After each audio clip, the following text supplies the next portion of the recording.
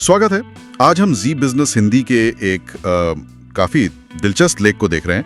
ये Ajax engineering पर है। जी, और खास तौर पर सिटी ब्रोकरेज की जो नई रिपोर्ट आई है उस पर। हाँ बिल्कुल, सिटी ने अपनी राय बदली है एजेक्स पर और ये बदलाव मतलब काफी बड़ा लग रहा है। तो आज हम इसी रिपोर्ट को थोड़ा खोलकर समझेंगे कि भाई सिटी ने ऐसा क्यों किया, उनके तर्क क्या हैं और निवेशकों के लिए इसका क्या मतलब हो सकता है। जी बिल्कुल, इसी पर बात करते हैं। तो देखिए, लेख बता रहा है कि एजेक्स इंजीनियरिंग का शेयर अभी करीब 690 रुपए के आसपास है। हाँ, लगभग वही चल रहा है। और सिटी ने रेटिंग तो खैर न्यूट्रल ही रखी है, मतलब न खरीदने की सलाह न बेचने की। जी, न्यूट्रल रेटिंग है। लेकिन असली कहानी तो टारगेट प्राइस में है। पहले था 742 रुपए। हाँ, पहले 742 था और अब घटाकर सीधा 621 रुपए कर दिया है। ये तो बहुत बड़ी कटौती है। आखिर हुआ क्या? बिल्कुल, ये कटौती वाकई में ध्यान खींचती है और सिटी ने इसके पीछे कुछ ठोस वजह बताई हैं। अच्छा, क्या है वो वजह? सबसे पहले तो उन्होंने आने वाले सालों के लिए, मतलब वित्त वर्ष 26 और 27 के लिए एजेक्स के मुनाफे का अनुमान घटा दिया है।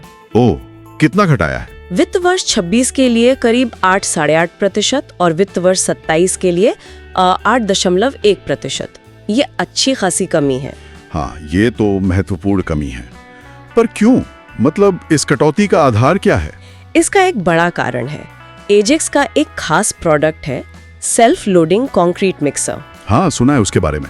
तो सिटी को आशंका है कि इस मिक्सर से होने वाली कमाई वो शायद कम हो सकती है और ये प्रोडक्ट कंपनी के लिए काफी अहम रहा है। अच्छा, तो एक प्रमुख प्रोडक्ट की कमाई घटने का डर और कुछ? जी, दूसरी वजह है लागत, कॉस्ट। लागत वो बढ़ रही है। हाँ, पिछली तिमाही के जो नतीजे आए और मैनेजमेंट से जो बातचीत हुई उसके आधार पर सिटी का अनुमान है कि कंपनी की लागतें बढ़ सकती हैं। तो अब देखिए, एक तरफ कमाई घटने का डर, दूसरी तरफ लागत बढ़ने का अनुमान।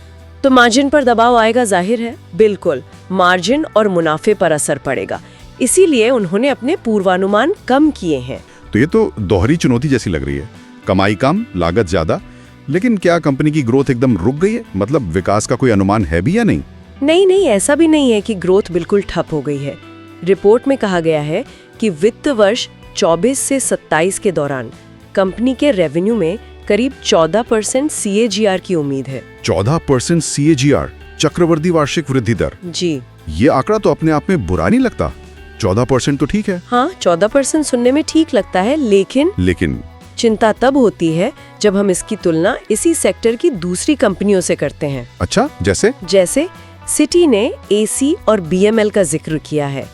उनकी अनुमानित CAGR क्रमशः 16% और 14% है। ओह, तो मतलब AC की थोड़ी बेहतर है और BML की बराबर। जी, तो इसका मतलब ये निकलता है कि एजेक्स की ग्रोथ या तो अपने साथियों के बराबर है या शायद थोड़ी धीमी रह सकती है। तो मतलब एक्स्ट्राऑर्डिनरी ग्रोथ शायद ना दिखे। हाँ, और जब ग्रोथ थोड़ी धीमी लगने लगती है तो निवेशक सोचने लगते हैं कि क्या उन्हें कहीं और बेहतर रिटर्न मिल सकता है। सिटी का इशारा शायद यही है कि रिटर्न यहाँ सीमित हो सकता है। समझ गया।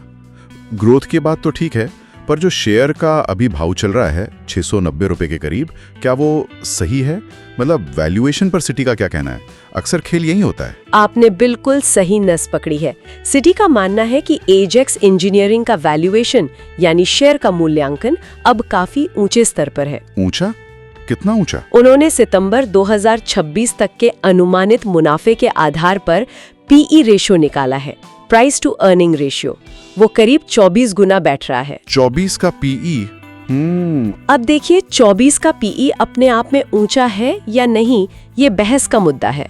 लेकिन सिटी के विश्लेषण के हिसाब से इस सेक्टर और कंपनी की जो मौजूदा ग्रोथ की संभावनाएं दिख रही हैं, उसे देखते हुए ये वैल्यूएशन ज्यादा है। तो मतलब इस धाव पर खरीदने में रिस्क ज्यादा है, रिवॉर्ड कम। हाँ, कुछ ऐसा ही। उनका मानना है कि इस ऊंचे वैल्यूएशन पर स्टॉक में और तेजी आने की गुंजाइश वो बहुत सीमित हो जाती है। मतलब यहाँ से बहुत ऊपर जाना शायद मुश्किल हो। ठीक है, तो अगर हम सारी बातें जोड़ें, मुनाफे का अनुमान कम हो गया जी, लागतें बढ़ने का डर है, हाँ, ग्रोथ ठीक है पर शायद सबसे तेज नहीं, सही कहा, और शेयर महंगा लग रहा है, तो निवेशकों के लिए क्या टेक अवे है? क्या संदेश निकल रहा है इससे? देखिए, मुख्य संदेश तो सावधानी बरतने का है। सिटी की न्यूट्रल रेटिंग और टारगेट प्राइस में इतनी बड़ी कटौती ये साफ इशारा कर रही है कि भाई अभी स्टॉक में कूदने से पहले अच्छी तरह सोच विचार कर लें। मतलब जल्दबाजी ना करें। बिल्कुल।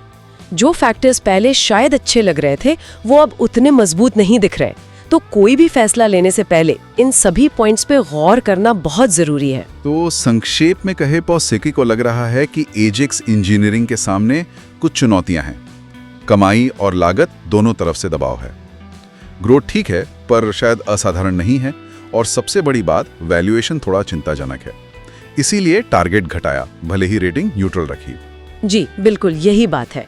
और ये विश्लेषण हमें एक कदम और आगे सोचने पर मजबूर करता है, मुझे लगता है। अच्छा, किस तरह से? क्या एजेक्स इंजीनियरिंग की ये जो स्थिति है ये सिर्फ इसी एक कंपनी की कहानी है, या फिर ये इंजीनियरिंग और कंस्ट्रक्शन इक्विपमेंट सेक्टर में किसी बड़े ट्रेंड या बदलाव का संकेत दे रही है? ये सोचने वाली बात है। हाँ, मतलब जो निवेशक इस पूरे सेक्टर पर नजर रखते हैं उनके लिए ये एक महत्वपूर्ण बिंदु हो सकता है सोचने के लिए कि क्या ये एक व्यापक रुझान है जिस पर ध्यान देना चाहिए।